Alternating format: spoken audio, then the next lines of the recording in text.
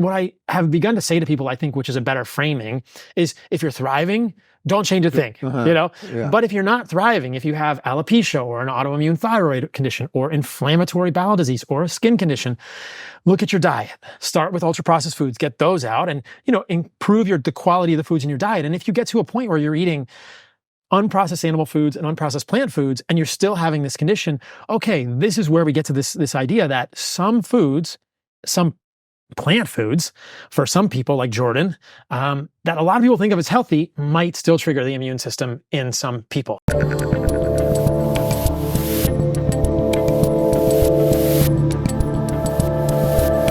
So I mentioned to you, I toured with Jordan Peterson in 2018. He was very famous for the carnivore diet, which I guess now they're calling the lion diet, something to that effect.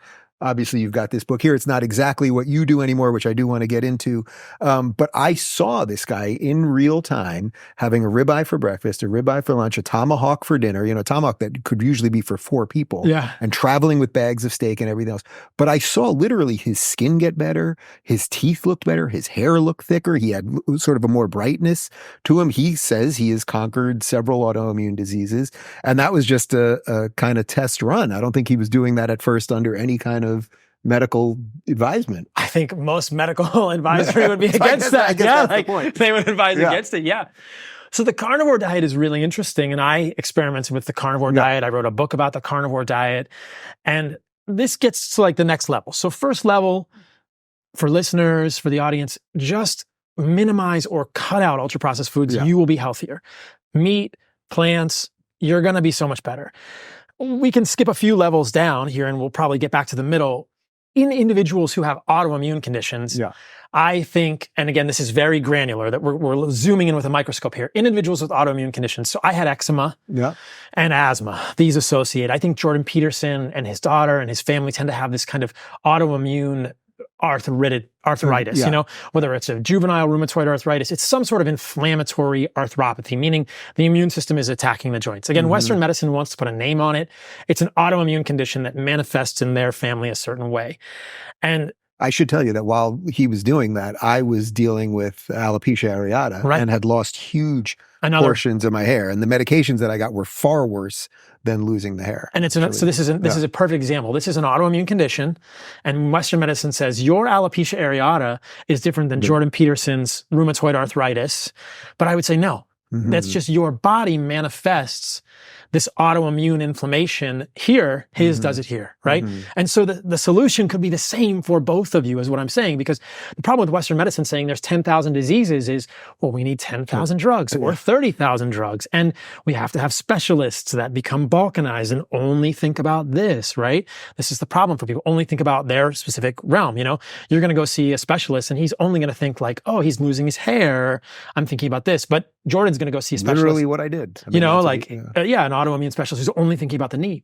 So I think that there are some foods that many people consider healthy. And again, we're drilling down. We're very zoomed in here. Some foods that many people consider healthy that do trigger immune activation in some individuals, not everyone. And this is kind of the genesis of the carnivore code, and an animal-based diet is maybe a less intense version of the same thing.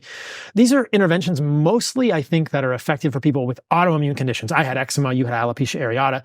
And so what I have begun to say to people, I think, which is a better framing, is if you're thriving, don't change a thing, But if you're not thriving, if you have alopecia or an autoimmune thyroid condition or inflammatory bowel disease or a skin condition, look at your diet. Start with ultra-processed foods, get those out, and, improve the quality of the foods in your diet. And if you get to a point where you're eating unprocessed animal foods and unprocessed plant foods, and you're still having this condition, okay, this is where we get to this idea that some foods, some plant foods, for some people like Jordan, that a lot of people think of as healthy, might still trigger the immune system in some people. So what happens with him, evidently, is he cuts out salads, things we think of as healthy, whole grains, they're supposed to be healthy, right? And his autoimmune condition gets better. So that's a fascinating thing. Is the crazy part of this that much of it really is common sense that just sort of became uncommon? Because when you basically say to me, oh, so just eat meat and,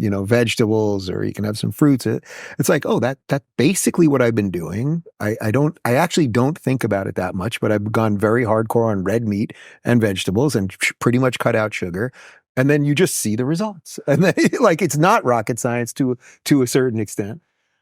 I mean, back to the food pyramid, right? We were told for so long that 12 servings of whole grains? I forget the number. Like, you need 12 servings. You have to eat pasta, Dave. As if we're all wired exactly the same. And exactly. Yeah. And we come from different places. And our genetics are individual. And I think that some people react to different foods differently. Because for me, I even know, and this is where you get to sort of the carnivore, which is extreme in many lights. I think a lot of vegetables don't play well with my body. Mm-hmm. And I think a lot of vegetables don't play well with Jordan or his daughter, Michaela. Mm-hmm. You might be able to eat vegetables. That's great. And I think that that's where people can kind of figure it out for themselves. And I think that, so the framework that I think of in terms of diet is like this. This is how animal-based diet and carnivore diet lays out. We think about animals. Animals can run away from you. They can bite you. They can defend themselves. They're mobile. You know, if you've ever tried to hunt a deer, those are fast, you know, and we hunt deer respectfully. And every time I've hunted a deer, I'm grateful for the life that it's given, and it nourishes me, my friends. And so hunting is an interesting thing. It's a really, I would say, almost a sacrament to connect with nature that way. But plants are stuck in the ground, right? They can't move away from us. So millions of years of evolution, I mean, hundreds of millions of years of history between plants and animals have seen this chemical warfare. Mm-hmm. Animals eat plants, plants evolve defense chemicals, animals evolve mechanisms to detoxify the defense chemicals, back and forth, back and forth. And so what we end up with today is there's no question that plants, especially the non-fruit part of plants, contain defense chemicals, whether it's digestive enzyme inhibitors or things like oxalates, which we can talk about, or phytic acid, which is a large molecule that binds minerals. The only question is, how good are we, you, I, Jordan, Michaela, whoever, at detoxifying these defense chemicals? And how susceptible are we to these defense chemicals at a gut level, at a nutritional level? So for me, my history is that when I used to eat lots of grains, I was a runner. I was never a very fast runner, but I got into running in college, and I had recurrent stress fractures of my femur. You know, I had to go to a doctor. My family doctors were concerned for a 19-year-old to get a stress fracture of the femur could be a bone cancer. You know, my dad was very worried. And no, it was just the fact that I was eating mostly oatmeal as a college kid. And why is oatmeal a problem? Well, because oats are very high in phytic acid. It's a compound, it's a molecule, it chelates, it bites onto minerals. And it's very hard to denature phytic acid. You can ferment the oats for 5 days at 78 degrees and a pH of 4. But if you just cook the oats, about 60% of the phytic acid remains. So here I am in college thinking this is easy, it's cheap, and oats are healthy, right? I'm eating tons of oatmeal and like pasta and grains. And I think that really depleted my minerals and my ability of my bones to repair as I was running. So there are these defense chemicals. Oxalates are very high in spinach. And yet, very few of us, especially those of us, I don't have kidney stones, but kidney stones are mostly calcium oxalate. But you have to really, if you have calcium oxalate kidney stones, your kidney doctor and nephrologist might tell you to avoid spinach. But you know, most people are not even aware that some of the foods we eat contain compounds that can accumulate in our bodies, like oxalates or phytic acid or digestive enzyme inhibitors. So I'll just back up one more step. So we have vegetables, which are really leaves, stems, seeds, and roots of plants. It's the non-fruit part of plants. Plants use energy from the sun to put that energy into the plants to move their seeds. A lot of times when you have a fruit, it's the seeds packaged in a fruit. Fruit is colorful and it's sweet. The plant's kind of saying, hey, eat this, move my seeds around, do me a favor. But if you go and eat a plant leaf, the plant is saying, hey, I use that to make photosynthesis. Those are my solar panels, man. Right. Don't eat my solar panels. And so there are some individuals who are uniquely sensitive to defense chemicals in leaves, in stems and roots and seeds of plants. And that's just something I want people to understand. Again, not everyone needs to do that, but if you have an autoimmune condition that's unresolved, then thinking about that and cutting those out and seeing if it improves, that's powerful for people.